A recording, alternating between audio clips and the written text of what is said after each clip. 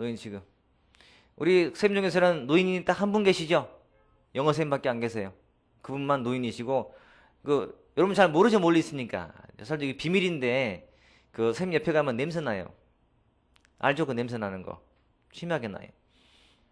그래서, 항상 이렇게, 선생님, 뭐죠? 페브리즈 말씀 혹시 하신가? 항상 페브리즈를 끼고 살아요. 페브리즈, 칙칙이고, 항상 그걸 뿌리고 다니세요.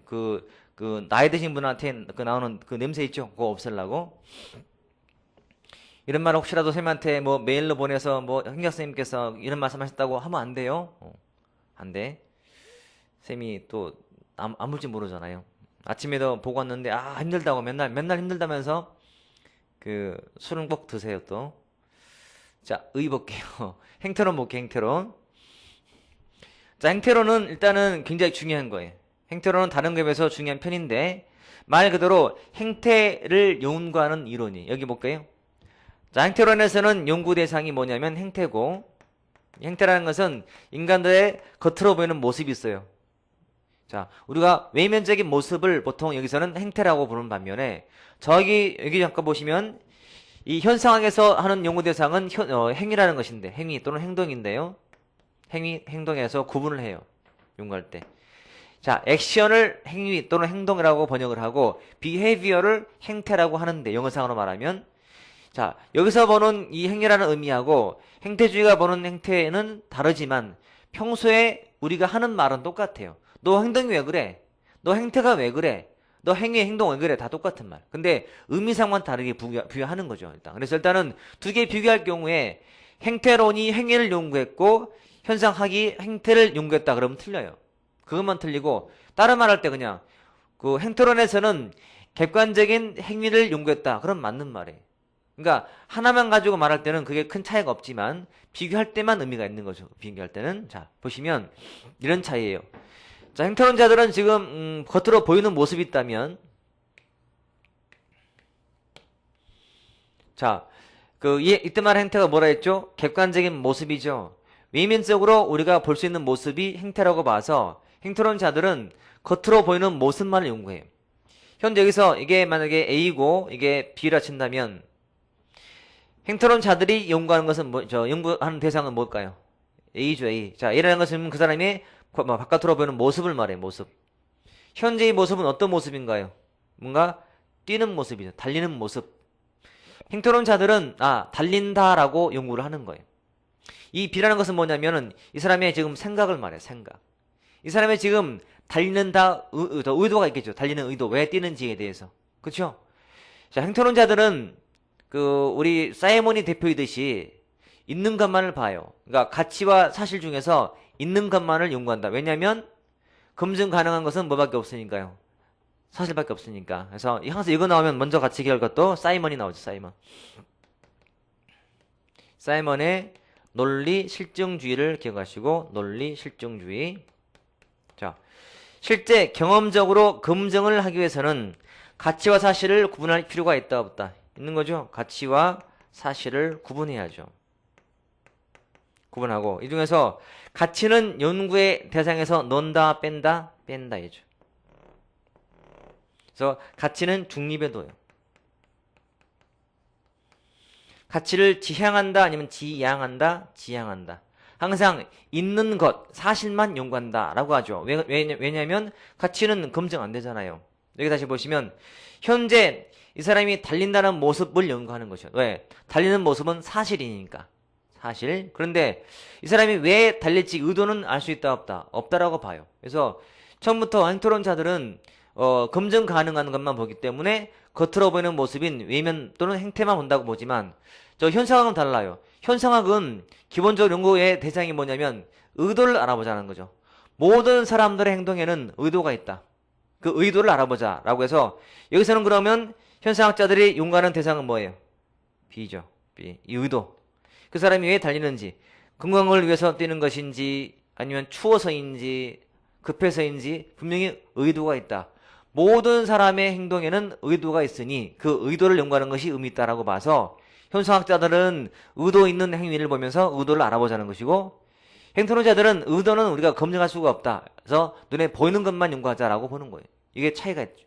구분됐죠? 무슨 말인지? 행태와 행위의 차이인 거예요. 의도가 있다, 의도를 알아보자. 물론 의도가 있다 할지라도 검증 불가능한 의도는 알 필요가 없다. 우리는 보이는 모습만 보겠다. 이게 행태주의가 하는 연구 방식이에요. 그러면 자, 가치와 사실을 구분했어요. 실증을 하죠. 실증. 검증하는 거죠. 검증. 행태로는 것일까 몇일까요? 미시라 했죠. 개체일까 전체일까? 개체주의죠. 개체주의. 인간의 행태를 연구한다. 인간의 행태, 개체주의라. 자, 개체주의란 말은 집단 고유한 특징이 있다 없다? 없다라고 보죠. 행태를 모으면 된다라고 봐서 개체주의 입장인 것이고 개체주의. 또 한 가지는 행태주의자들은 과학화에 기여했을까 안 했을까?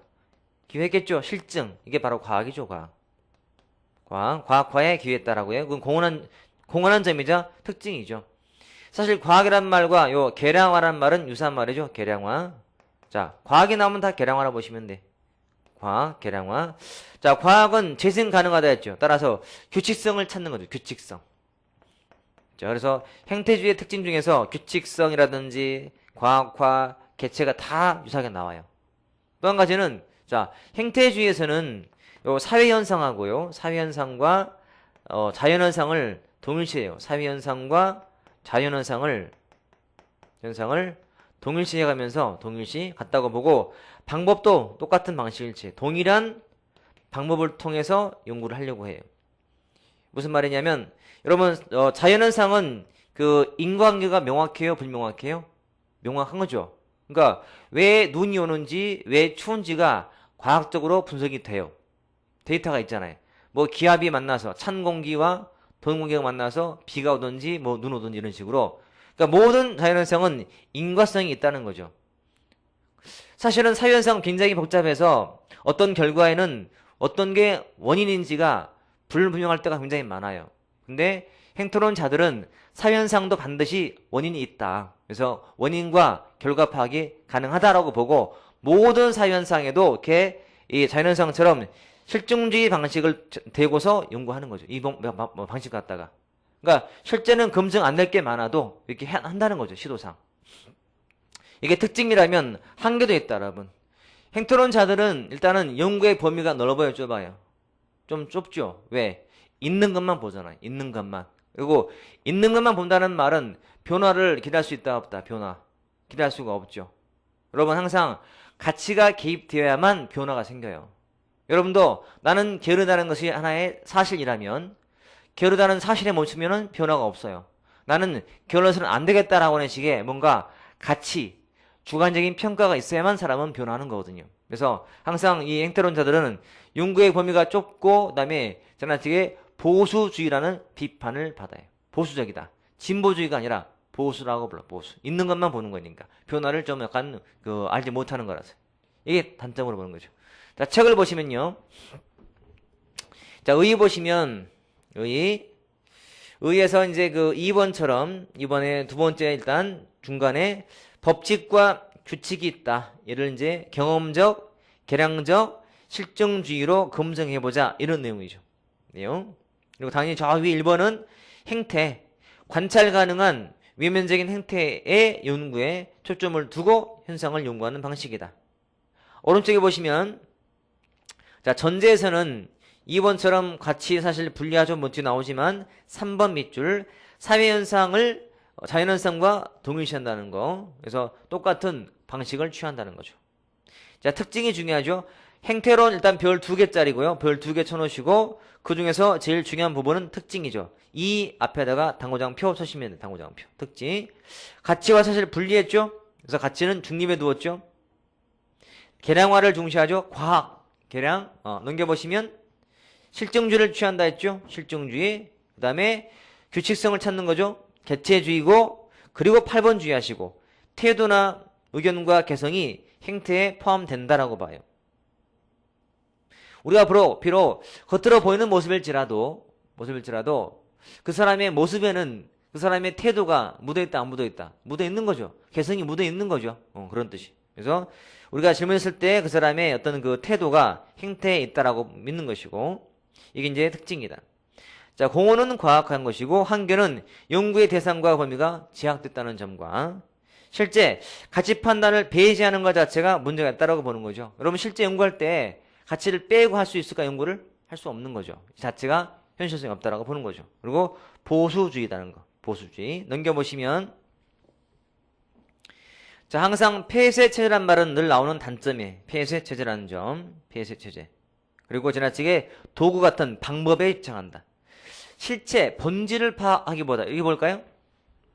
자, 여기 보세요. 이것만 봐도 여러분 어떤 본질을 파악하려면 A와 B 중에서 뭐를 파악해야 돼요? B를 봐야죠. B를.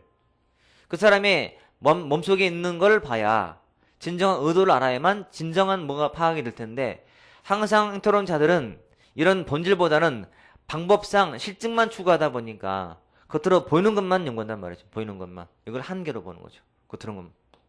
그래서 항상 본질, 실체보다는 방법만 중시한 나머지 보지 못한다는 비판을 받고요. 또 한 가지 저 위에 보시면 3번처럼 자, 개도국에는 좀 적용이 어렵다는 말이에요. 왜냐하면 다시 여기 보세요. 여러분 선진국하고 그다음에 개도국이 있으면 개도국 어디가 사람들이 좀 개방적인 그런 사회예요. 개방된 사회. 당연히 선진국이죠. 그 의미는 뭐냐? 머릿속에 있는 생각을 바로 그냥 행동으로 보여주는 거죠. 감추질 않아요. 사람이 좀 사회가 못 사는 사회일수록 머릿속에 있는 생각을 감추려고 해요. 그러니까 겉으로 보이는 모습, 행동과 또는 행태와 그 사람의 생각이 달라요. 근데 행토론자들이 연구하는 것은 뭐라 했어요? 겉으로 보이는 모습이잖아요. 그러면 사람들이 개방적인 태도를 갖고 머릿속에 있는 의도가 행태로 반영돼야만 이게 연구가 맞는 거지. 머리에 있는 생각은 따로 하고 행동은 따로 한다. 물어봤더니 어떤 당을 지지합니까? 라고 물어봤더니 마음속에서는 뭐